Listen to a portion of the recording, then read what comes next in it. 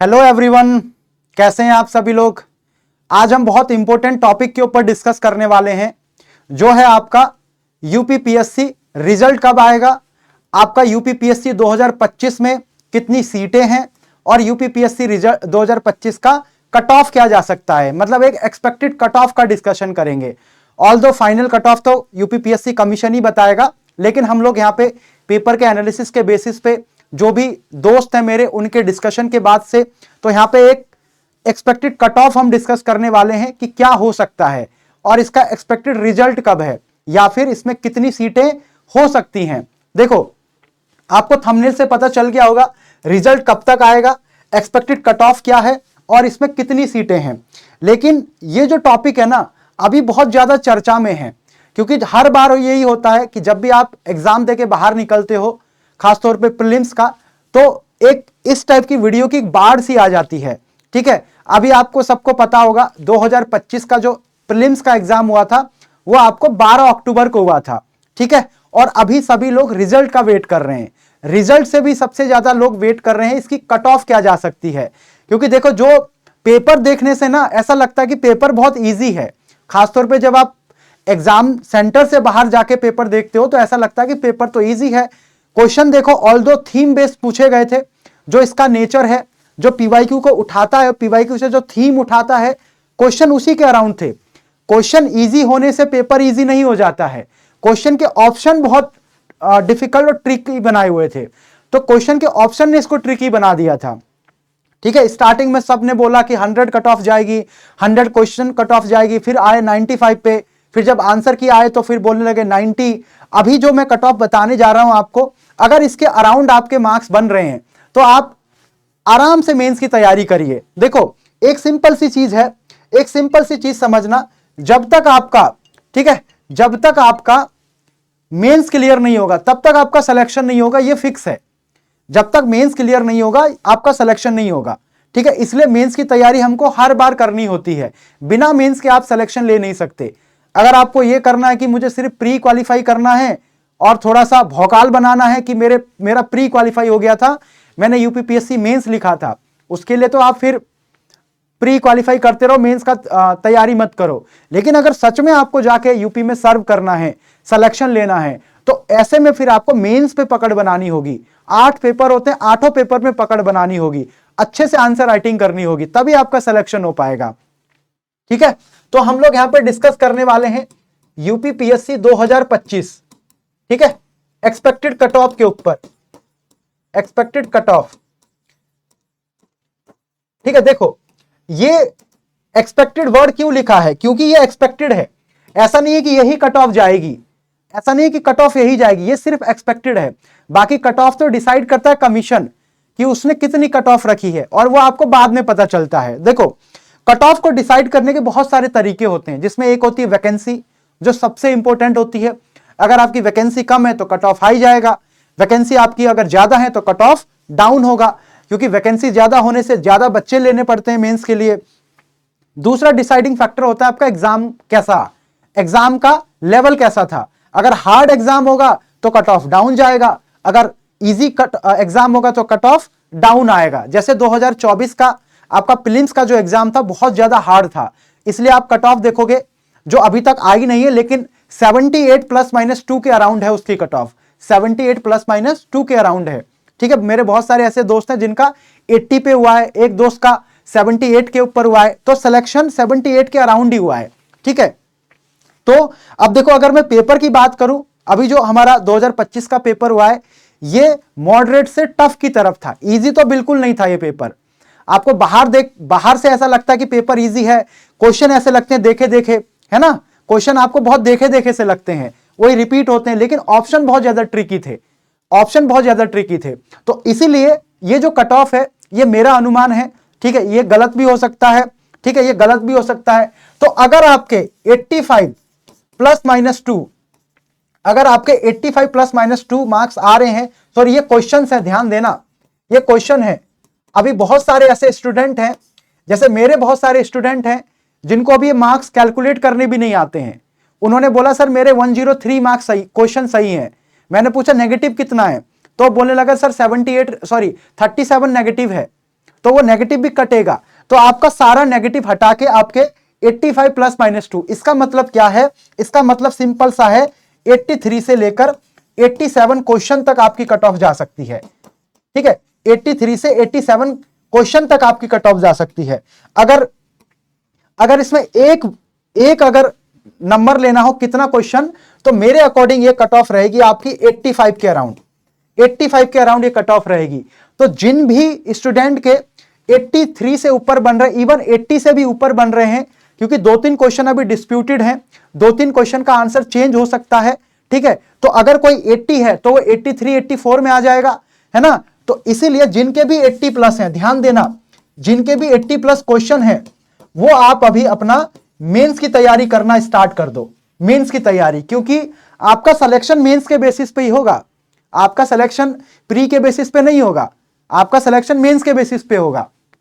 ठीक है, मैंने अभी आपको बता 8 पेपर हैं, जिसमें आपका हिंदी, आपका यूपी स्पेशल, और आपका एसए, और आपका एथिक्स।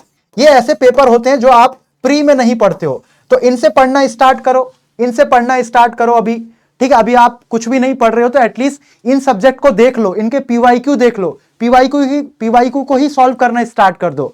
एटलीस्ट आप बने तो रहोगे ना रेस में। मान लो आपका 80 क्वेश्चन सही है, अभी आपका सिलेक्शन हो जाता है प्री में, तो आप क्या करोगे? टाइम कम मिलेगा, फिर आप वहां पे तैयार नहीं कर पाओगे। ठीक है, तो इसीलिए, और यहां पे आप देखो, यहां पे ये जो पेपर मैं बता रहा हूं, इनका रोल बहुत ज्यादा होता है, इसलिए अभी आप इन पेपर को तैयार कर सकते हो। ठीक है, दूसरा क्वेश्चन इसमें जब से इंपॉर्टेंट है कि सर रिजल्ट कब आएगा। ठीक है सर, इसका रिजल्ट कब आएगा? देखो, लास्ट ईयर 22 दिसंबर को आपका एग्जाम हुआ था। ठीक है, लास्ट ईयर आपका जो एग्जाम था कब था? 22 दिसंबर को। ठीक है, लास्ट ईयर इसका एग्जाम था 22 दिसंबर को, और जो प्री का रिजल्ट आया था आई थिंक 28 फरवरी के आसपास आया था। तो देखो लगभग 2 महीने से ज्यादा। लेकिन इस बार जो आपका रिजल्ट है, नवंबर लास्ट या दिसंबर फर्स्ट वीक, नवंबर लास्ट और दिसंबर फर्स्ट वीक में आ सकता है। ठीक है, नवंबर लास्ट और दिसंबर फर्स्ट वीक में। तो अभी आपके पास 20-25 दिन का टाइम है, तो अगर आप रिजल्ट का ही वेट करोगे तो आपका टाइम गुजर जाएगा, क्योंकि एक एस्पिरेंट की लाइफ में 20-25 दिन भी बहुत ज्यादा इंपॉर्टेंट होते हैं। ठीक है, तो रिजल्ट का वेट ना करते हुए आप अभी सिर्फ जो आपके ऐसे टॉपिक्स हैं, ऐसे सब्जेक्ट हैं जो केवल मेंस में पूछे जाते हैं, जैसे एथिक्स हो गया, उनको पढ़ना स्टार्ट करो। ठीक है, बाकी आपका रिजल्ट नवंबर लास्ट और दिसंबर फर्स्ट वीक में आ जाएगा। ठीक है, चलिए अब यहीं पे एक और लास्ट क्वेश्चन है, कि सर सीट्स कितनी है? सर इसमें सीट्स कितनी है? देखो, जो मुझे अभी इंफॉर्मेशन है वो है आपका 750 प्लस का, 750 प्लस का इंफॉर्मेशन है मेरे पास कि 750 प्लस सीट्स हो चुकी हैं। अब इसमें बढ़ सकती हैं, क्योंकि जब तक आपका रिजल्ट नहीं आ जाता तब तक सीट इंक्रीज होती रहती हैं। ठीक है, तब तक सीट क्या होती है? इंक्रीज होती हैं। तो 750 प्लस सीट्स हैं। अब जितनी सीट इंक्रीज होंगी उतना ही आपका कट ऑफ डाउन होगा। ठीक है, चलो अब यहां पे एक सबसे इंपॉर्टेंट फैक्टर है, वो है आपका मेंस कब होगा। इसका मेंस 2025 कब होगा? देखो, इसका जो मेंस है ना, 2025 का जो मेंस है, वो मान के चलो आप मार्च लास्ट में। ठीक है, मार्च लास्ट में हो सकता है इसका मेंस। तो अब आपके पास देखो, पूरा नवंबर, आधा नवंबर हो गया, 15 डेज के अराउंड मान लो आप लोग।